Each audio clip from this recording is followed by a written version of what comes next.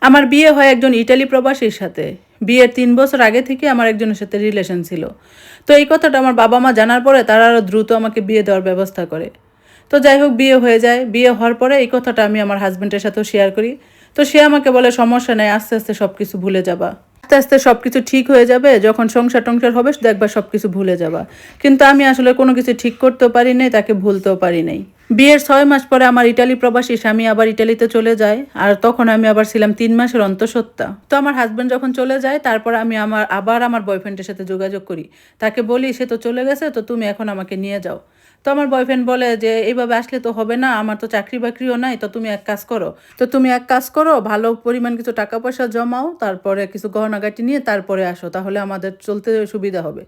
তো এইভাবে আমরা চলতে থাকি, কথা-টথা বলি। এইভাবে দেখতে, দেখতে আমার ছেলের তখন ৬ মাস হয়ে যায়। তখন আমি সবকিছু নিয়ে একদম আমার বগুড়া ছেড়ে ঢাকায় চলে আসলাম তার কাছে।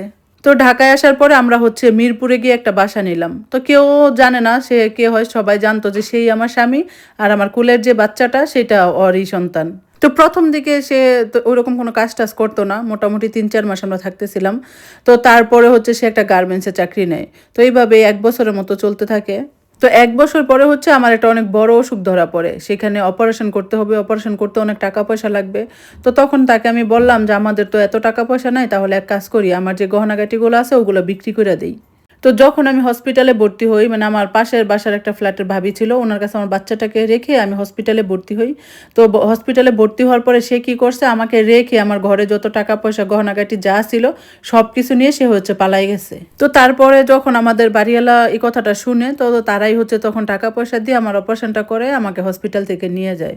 তো একটা সময় পরে আমি গার্মেন্টসে কাজ করা শুরু করে দেই। গার্মেন্টসে কাজ করে আমার ছেলেকে নিয়ে থাকতে থাকি। তারপর আমি মানে ধীরে, ধীরে শুনতে পাই যে আমার যে অপারেশনের টাকাটা এইটা আমার ছেলের যে বাবা, মানে আমার আগের স্বামী, সেও দিছে। মানে সে কোনোভাবে আমার এই জায়গাটার সন্ধান করে আমি কোথায় আছি। তো সন্ধান করে আমার বাড়িওয়ালার সাথে সে যোগাযোগ করে। তো তাকে বলে যে মানে আমার যে বাসা ভাড়াটারা আছে এগুলা যেন সে না নেয়। তারপরে আমার অপারেশনের টাকা-পয়সা সে তার মাধ্যমে সবকিছু মানে আমাকে করাই দিতেছিল। আমার বাসা ভাড়াটারও সবকিছুই সে দিতেছিল। আর এই কথাটা আমি এত বছর পরে আমার বাড়িওয়ালা আন্টির কাছে জানতে পারলাম যে একজন এসে আমাকে নাকি এই টাকা-পয়সাগুলা দিয়ে যায়, আমার বাসা ভাড়াটারা দিয়ে যায়।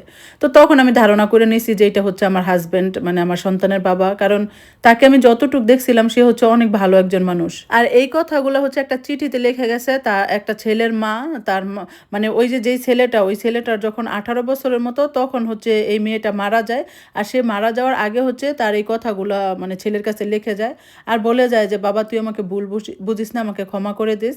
আর তারপর তার বাবার যে ঠিকানা, ওই ঠিকানাটাও এখানে লিখে দিয়ে যায়। আর মায়ের এই চিঠিটা দেখে ছেলেটা পরে ভেবে চিন্তে প্রায় ৬ বছর পরে চিন্তা করছে, না তাহলে দেখি আমি আমার বাপকে খুঁজে বের করি, দেখি তার সাথে যাই। তারপর ওই ছেলেটা তার বাপকে খুঁজে বের করে। তার বাপ তাকে একদম সাদরে নাকি গ্রহণ করে। তো এই স্টোরিটা ওই ভাইয়াটাই লিখে পাঠাইছে। তো মানে উনি জিজ্ঞেস করছিল ওনার বাপকে যে এত সাহায্য করছে তাহলে মাকে কেন ফিরায় নেয় নাই। তো তখন উনি নাকি বলছিল যে উনি নিতে চাইছিল কিন্তু ওনার মা রাজি হয় না। বলছে যে একবার বিশ্বাসঘাতকতা কইরা ছাইরা চলে গেছে তাকে কখনোই তার ঘরে আর মেনে নিবে না। তো তার মা নাকি তাকে আরেকটা বিয়ে করাইছে, কিন্তু ওই বউর প্রতি তার আর মন আসে নাই। আর যার কারণে আগের বউকে না আনতে পারলেও গোপনে তাদেরকে সাহায্য করত, তার ছেলের খোঁজখবর রাখতো। তো এই ছিল ভাইয়ার জীবনের গল্পটা। কেমন লাগলো অবশ্যই জানাবেন। আর এরকম সুন্দর সুন্দর গল্প শুনতে পেজটাতে ফলো দিয়ে পাশে থাকবেন। ইনশাআল্লাহ নতুন আরেকটা গল্প নিয়ে হাজির হব। আজকের মতো আল্লাহ হাফেজ।